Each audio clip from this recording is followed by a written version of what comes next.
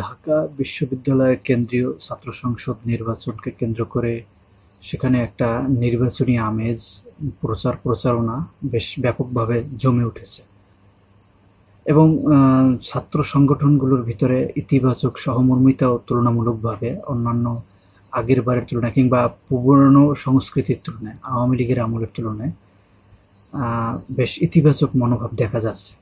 কিন্তু আজকে একটা ঘটনা ঘটেছে, সেটা খুবই ন্যাক্কারজনক। সেটা হলো শিবিরের প্রচারণার বিলবোর্ডে সেখানে হামলা করা হয়েছে এবং নারী নেত্রীসহ সকলেরই ছবি বিকৃত করা হয়েছে। সেখানে ছবিতে বিভিন্ন ধরনের কালিমা লিপ্ত করা হয়েছে।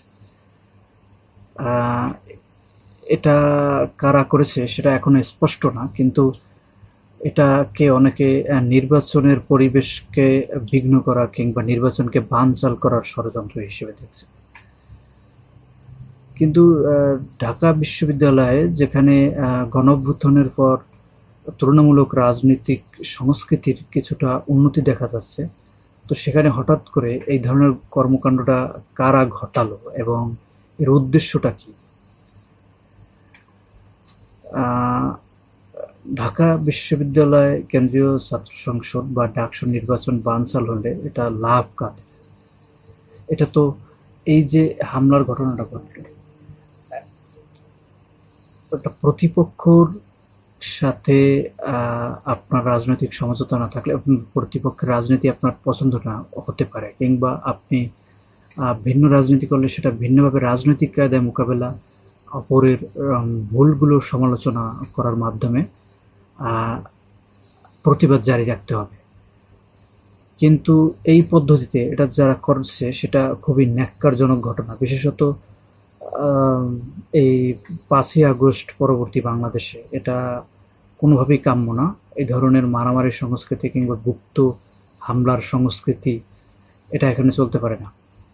আরও বেশি নিন্দনীয় এবং আরও নিন্দনীয় যে বিষয় সেটা হলো সেখানে নারী নেত্রী তার ছবিও বিকৃত করা হয়েছে। সেটা শিবিরের হোক আর যারই হোক, আপনি একজনের রাজনীতি পছন্দ করতে না পারেন, আদর্শ পছন্দ করতে না পারেন, কিন্তু সেখানে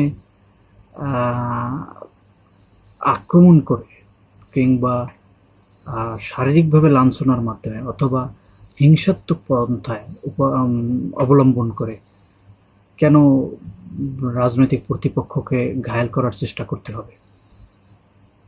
এবং সবচেয়ে হতাশার বিষয় হলো এটা ঢাকা বিশ্ববিদ্যালয়, যেখানে দেশের সবচেয়ে মেধাবী শিক্ষার্থীরা পড়াশোনা করেন, সেখানে এই ধরনের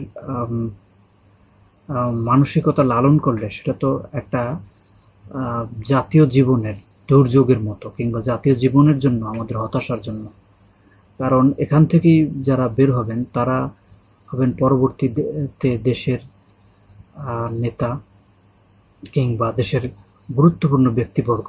তো সেখানে যদি তাদের নৈতিকতাবোধ না থাকে, নীতিবোধ না থাকে, বিবেকবোধ না থাকে, তাহলে তো সেই জাতির চালক মানে যারা পরবর্তীতে চালিকা শক্তি হিসেবে কাজ করবেন, তো তারা তো সঠিক পথে দেশকে চালাতে পারবে না। সুতরাং এখান থেকে আমাদের শিক্ষা নিতে হবে। এ ধরনের ন্যাক্কারজনক ঘটনা আর পুনরাবৃত্তি যেন না ঘটে, সেদিকে বিশ্ববিদ্যালয়ের সহ সংশ্লিষ্ট কর্তৃপক্ষ এ বিষয়ে নজর নেবেন এবং রাজনৈতিক দলগুলো বা রাজনৈতিক ছাত্র সংগঠনগুলো একে অপরের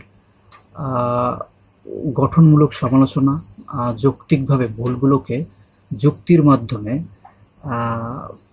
তুলে ধরবেন। এটাই হবে আমাদের নতুন বাংলাদেশের আকাঙ্ক্ষার বাস্তবায়ন, এবং এই পথেই সবাই চলবেন সেটা আমরা আশা রাখি। এবং যারা এই ধরনের কর্মকাণ্ড করেছেন তাদেরকে অবশ্যই শাস্তির আওতায় আনতে হবে, এবং